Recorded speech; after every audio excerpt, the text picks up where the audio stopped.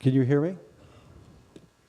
Is it working? There it is. Thank you very much. Thank you all for coming. My name is Jérôme Delli Priscoli, and I will be the moderator for today's panel. I'm from the U.S. Corps of Engineers and the Board of Governors of the World Water Council, Editor-in-Chief of Water Policy. So after setting the stage for about 1 minute here, I will be your moderator, and that means I'm not taking opinions or pushing any issue. I'm supposed to help everybody in the dialogue, in the discussion. But to set the tone and to set the background, I think we have a rare opportunity today. For the next few hours, we will be discussing something that has been central to the prospering and also the declining of human civilizations, which is large water investments. To a great degree, when we speak about this in large countries, we are talking about large water resources investment. Throughout history, such investments in infrastructure have been critical as means to breaking cycles of poverty, to creating platforms for socio-economic growth. They've also transformed many regions of the world and helped many nations in supporting their civic cultures and building civilizations. They've done this in major part by managing the uncertainties of too little and too much water, flattening with hydrograph, as we call it. Today, many of us in this room enjoy the fruits of these labors. But we've also come to learn that there are costs with this, in some cases even moral implications of what the actions may have been. Over time, we've come to see that this infrastructure has also incurred ecological and social costs. The benefits from the investments have often been poorly distributed.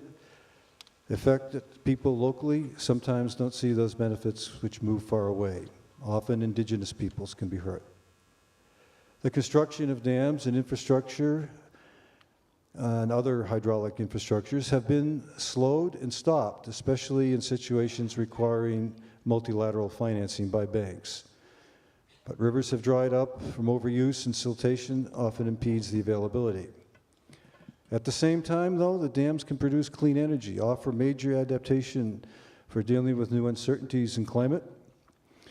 They offer secure water supplies for irrigation in cities and industries, flood risk reductions, and even regulated flows for ecological needs and other purposes.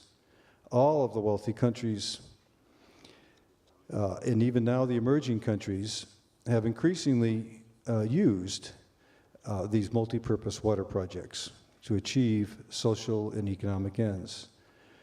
The demands that we place on water change. As we get wealthier, as we prosper, they change. And the change often stems from the very success that these projects have allowed to happen. But our settlement patterns change, and therefore we need to find mechanisms to make changes in allocating the water, changes that are fair and transparent.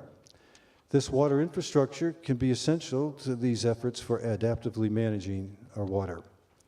In my own country, the United States, for example, in the 1920s, the United States Congress authorized many dams and structures as conservation measures. That was in the authorizing legislation.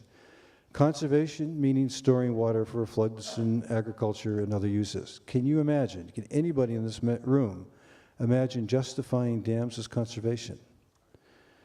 Were the people wrong or ignorant in the 1920s, or were the needs and the values and the demands different?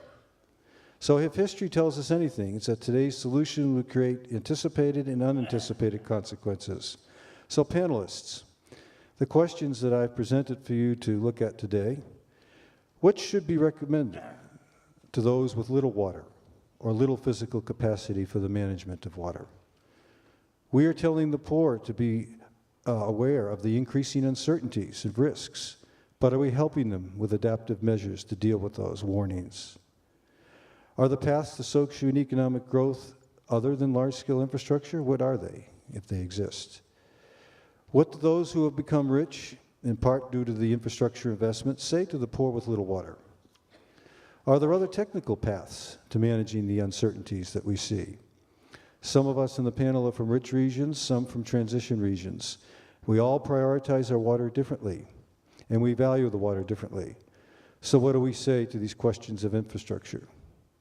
What are its benefits and costs of the multi-purpose, large-scale structures we've created? Are they worth it? Can their associated costs be mitigated? And why have they been used? Also, our infrastructure doesn't last forever. So what about the aging infrastructure? Do we rebuild it? Do we divest of it? Or do we do something different? And how do we plan for the obsolescence? Can this large infrastructure be used to allocate the water differently? So panelists, as you think about these questions, I've asked each of you to think about 2 or 3 of the most important messages on any of such questions you would offer. We have planned for 7 panelists. We have 5, 2 more may come. Is he coming? Good, good, good. So we have 6 panelists now. Mr. Chen Li, Minister of Water Resources in China. Mr. Jerson Kelman, CEO of Light, formerly the Director President of ANA.